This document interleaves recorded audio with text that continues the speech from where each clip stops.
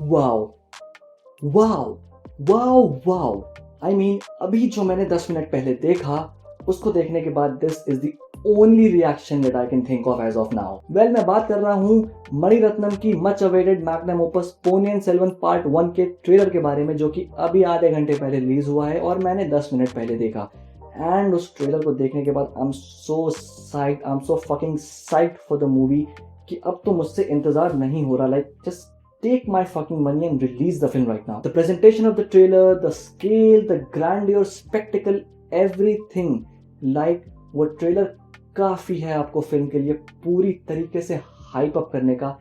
And all I can say is that Ponniyin Selvan has the potential to become one of the best period dramas ever that the Indian cinema has witnessed. अब मैं ऐसा क्यों कह रहा हूँ?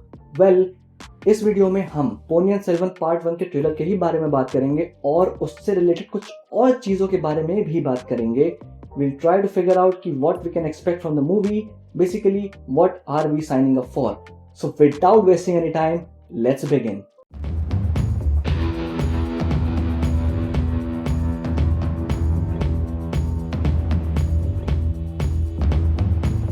Trailer की शुरुआत होती है एक नरेशन से जो कि अनिल कपूर कर रहे हैं। And honestly that sounds really good. उसके बाद ट्रेलर में जो चीजें होती हैं उससे हमें बहुत ज्यादा चीजें नहीं पता चलती। लाइक ट्रेलर बहुत क्रिस्प तरीके से एडिट किया गया है। It shows you everything but at the same time not everything.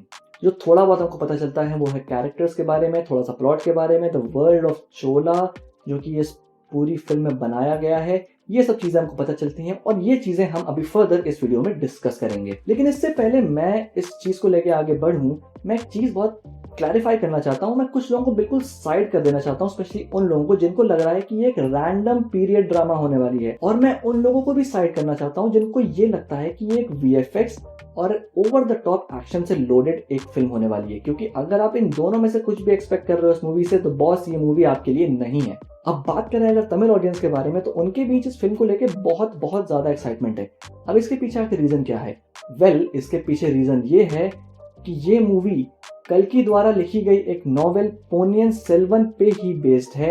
And that novel is considered as one of the finest works in the history of Indian literature. तो अब देखने वाली चीज यही होगी कि चोला का ये जो वर्ल्ड कल्कि ने अपनी नॉवेल में बनाया है, आखिर ये इस ग्रैंड स्पेक्टिकल 2 पार्ट की मूवी में किस तरीके से स्क्रीन पे प्रेजेंट किया जाएगा, हमें कैसे देखने को मिलने वाला है। With the direction of Mani Ratnam, music of A R Rahman और इतनी बड़ी ensemble cast consisting of Chiyaan Vikram, Jayaram Ravi, Karthi, Aishwarya Rai, Trisha Krishnan और Prakash Raj, one thing is for sure that we are in for a grand treat. जो लोग मणिरत्नम को बहुत क्लोजली फॉलो कर रहे हैं उनको पता है कि बजट कंस्ट्रेंट्स और लीगल इश्यूज की वजह से ये फिल्म डिले पे डिले हुए जा रही थी।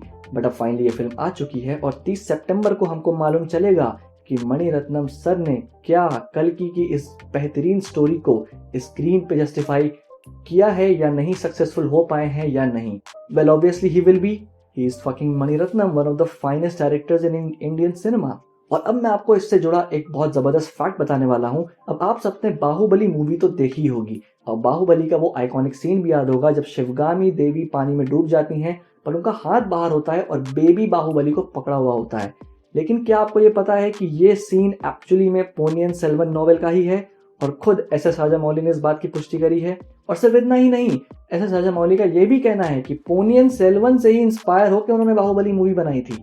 तो हो सकता है कि पोनियन सेल्वन मूवी देखते वक्त कुछ चीजें ऐसी हो, कुछ सीन्स ऐसे आए, कुछ इवेंट्स ऐसे हो जिससे आपको बाहुबली की याद आ सकती है। लेकिन अगर कंपैरिजंस की बात करें तो basically Baahubali is like movie 300 and Ponniyin Selvan is like game of thrones, class apart.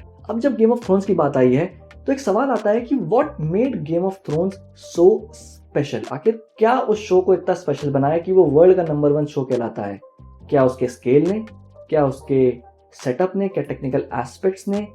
नहीं, इन सब में किसी से भी नहीं, बल्कि उसके कैरेक्टर्स, उसका प्लॉट, उसका वर्ल्ड बिल्डिंग, उसकी पॉलिटिक्स जो कैरेक्टर्स आपस में खेलते हैं just for the craving of power they all have, this is what made the show so unique and special.